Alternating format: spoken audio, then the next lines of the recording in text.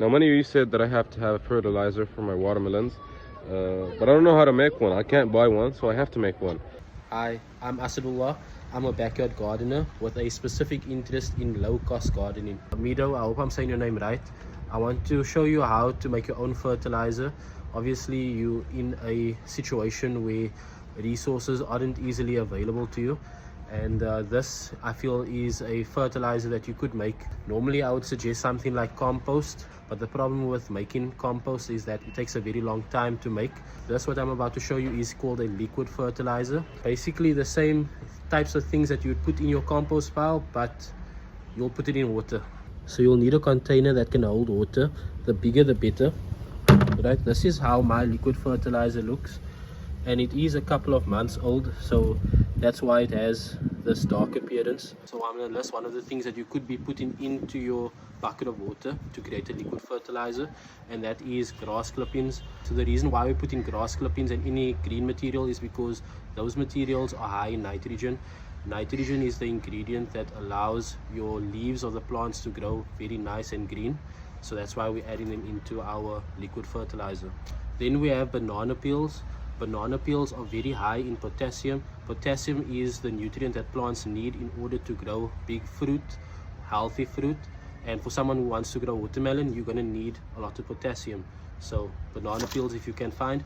If you can't find banana peels, any fruit scraps you can throw in your liquid fertilizer. You can throw in eggshells. Eggshells are high in calcium and phosphorus. If you're making fire, which you probably are, you can use wood ash. Wood ash is also high in phosphorus as well as other nutrients, and that can also be added to your liquid fertilizer. You can throw in vegetable scraps like this piece of carrot or carrot peels or potato peels. Those vegetables will be high in phosphorus, and phosphorus is the nutrient that plants need in order to grow good roots. We'll let those materials ferment for about 2 weeks at least. Like I said, this is an old liquid fertilizer, and that's why it looks the way it does, and it is due for it to be topped up with more water.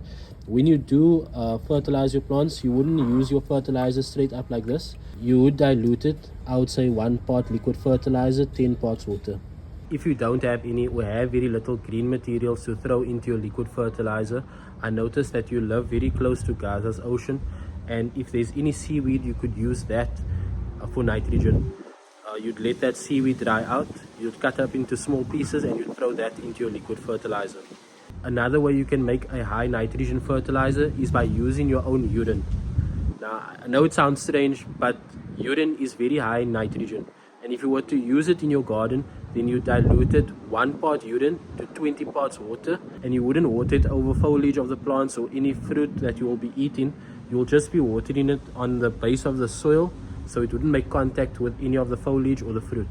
Besides the liquid fertilizer, there's 2 more recommendations that I would like to make, and the one is to save as much seeds as you can from as many vegetables as you can, and the other recommendation is to harvest as much rainwater as you can, as often as you can, because the occupation is known to restrict you guys from water, cut off your water, pollute your water. So harvesting rainwater in your situation is a essential thing. I really admire the videos you're making and the optimism that you have in the situation that you're in, and I make dua that Allah protects you and your family, and I make dua for a free Palestine. See you, brother.